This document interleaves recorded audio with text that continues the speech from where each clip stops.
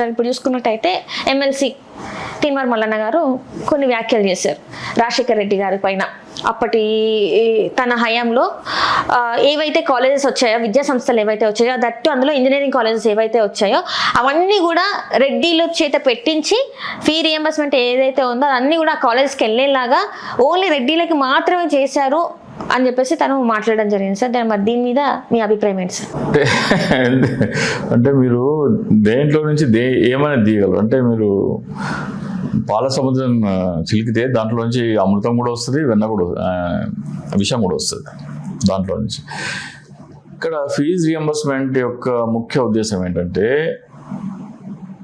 ప్రతిభ ఉండి engineering colleges అప్పుడు ఆరాకొర ఉన్నాయి మన దగ్గర. పొరుగున ఉన్న కర్ణాటకలో ప్రైవేట్ ఇంజనీరింగ్ కాలేజెస్ ఉన్నాయి. అక్కడ పోయి డొనేషన్లు కట్టి చదువుతున్నారు. ఎవరు? మన పిల్లలు ఇక్కడ తెలుగు రాష్ట్రాల్లో. ఏ కులాల పిల్లలు చదువుతున్నారు? అగ్రకులాల వాళ్ళు అయితే. డబ్బున్నోళ్ళు అంటే ఎవరు? అగ్రకులాలు. అగ్రకులాలు డొనేషన్లు కట్టి చదివే స్తోమత ఎవరికి ఉంది? వాళ్ళకే ఉంటుంది. వాళ్ళే ఎందుకు చదవాలా? బీసీలు ఎస్సీల పిల్లలు కూడా చదవాలి అని ఉద్దేశంతో ఇక్కడ ఆంధ్రప్రదేశ్లో కూడా ప్రైవేట్ ఇంజనీరింగ్ కాలేజీలు తీసుకొచ్చినారు. ప్రైవేట్ ఇంజనీరింగ్ కాలేజీలు పెట్టాలంటే ఏం కావాలి? డబ్బులు కావాలి. డబ్బులు ఎవరున్నాయి అంటే రెడ్డిలే పెట్టాలని ఏమైనా చెప్పినాడు ఆయన. ఎవరు అప్లై చేసుకుంటే వాళ్ళకి వస్తుంది. కాలేజెస్లలో చూసుకున్నట్టయితే మరి 100 మంది రెడ్డిలే ఉన్నారు కదా. 100 మంది రెడ్డిలు ఏముంటారమ్మా? నారాయణకి లేవా? ఉన్నాయి కదా. ఇంకా సిఎంఆర్ కూడా ఎవరో ఉన్నారు అనుకుంటా. సిఎంఆర్ కూడా కాలేజెస్ ఉంటారు. లిస్ట్ తీసి కాదు చందన మోహన్ రావు ఏదో ఉంటుంది ఆయన పేరు. సో అట్లా మీరు ఎవరు అవకాశం ఉంటే వాళ్ళు పెట్టుకున్నారు. నారాయణ ఏమి రెడ్డి కాదు కదా. సో విద్యా సంస్థలు ఉన్న వాళ్ళు క్రిస్టియన్ ఇప్పుడు నాకు తెలిసి వీళ్ళు కూడా సెయింట్ ఆన్స్ వాళ్ళు కూడా పెట్టుకున్నట్టున్నారు engineering college. Saint Ann's, Saint Joseph's వాళ్ళు పెట్టుకున్నట్టున్నారు. ఎడ్యుకేషన్ ఇన్స్టిట్యూట్స్ ఉన్న వాళ్ళు అందరూ పెట్టుకున్నారు. అప్లై చేసుకున్నారు, వచ్చినాయి. అప్లై చేసుకుంటే వచ్చినాయి. తీన్మార్ మల్లన్న అప్లై చేసుకుంటే తీన్మార్ మల్లన్న కూడా వస్తుండే. పోనీ ఎన్ని కాలేజ్ పెట్టమని రాదు తీన్మార్ మల్లన్న. అంటే క్వాలిటీ లేని ఒక ఎడ్యుకేషన్ ఇచ్చాడు అప్పుడు అని చెప్పేసి. ఆంధ్రప్రదేశ్ లో సాఫ్ట్వేర్ ఇంజనీర్లు ఇంతమంది అవ్వడానికి కారణం ఏంటంటే, ప్రతిభ ఉండి డబ్బు లేకపోయినా సరే ఇంజనీరింగ్ చదవాలంటే డబ్బు లేకపోతే BA BCom చదివేటోళ్ళు దానికి తగ్గ ఉద్యోగాలు, చిన్న ఉద్యోగాలు వచ్చాయి.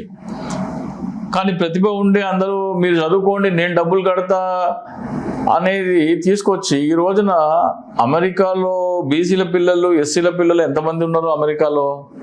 దానికి ఫీజు రియంబర్స్మెంట్ కారణం కాదా? హైపరాది కూడా ఫీజు రియంబర్స్మెంట్లో వచ్చినట్టు అంటున్నారు కొంతమంది. అది ఎంతవరకు నిజమో నాకైతే తెలియదు. కానీ హైపరాది కూడా ఫీజు రియంబర్స్మెంట్లోనే చదువుకున్నాడు. బీటెక్ చదివాడు ఆయన. అవును సార్, అవును. తను బీటెక్ చదివిన అయితే వాస్తవం, కానీ తనే చెప్పాడు. మరి ఫీ రియంబర్స్మెంట్ మీద వచ్చింది. ఫీజు రియంబర్స్మెంట్ మీద చదివారు అంటే ఒంగోలు జిల్లాలో ఏదో కాలేజ్ చెప్తే ఏదో పెట్టారు, నేను రాజశేఖర రెడ్డి గారు ఫీజు రియంబర్స్మెంట్ తీసుకోండి అయినా అని.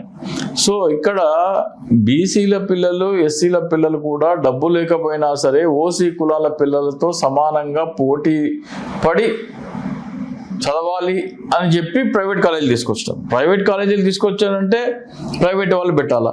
ఎవరు పెడితే వాళ్ళకు ఉంటుంది. డబ్బులు ఎవరి దగ్గర ఉంటే వాళ్ళ దగ్గర ఉంటుంది.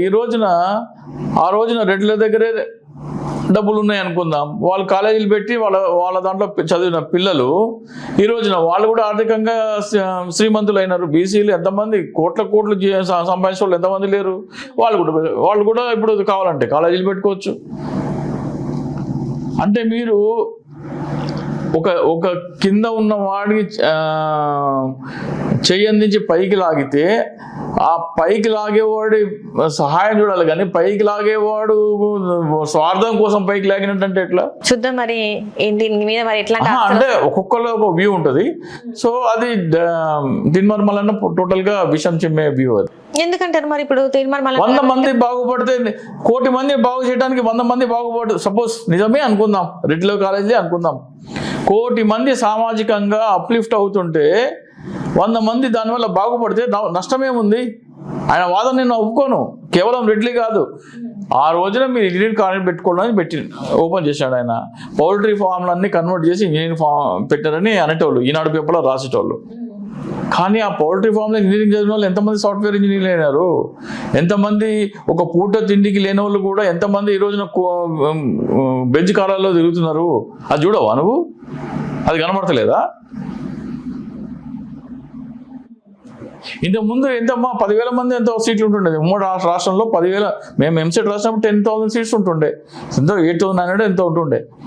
మెడికల్ అయితే ఇంకా 100లోనే ఉంటుండే. అందులో సీట్ వస్తాయి, ఇంజనీర్ లేకపోతే లేదు. ఈ రోజున ఓపెన్ టు వాళ్ళు అందరూ చదవండి ఇంజనీర్, ఎవరు కావాలంటే వాళ్ళు చదవాలని అంటున్నారు. సో మీకు ఇంజనీర్ డిగ్రీ పట్టుకుంటే నీకు అవకాశాలు విదేశాల్లో ఎక్కువ వస్తున్నాయి, ఆంధ్రదేశంలో ఎక్కువ వస్తున్నాయి.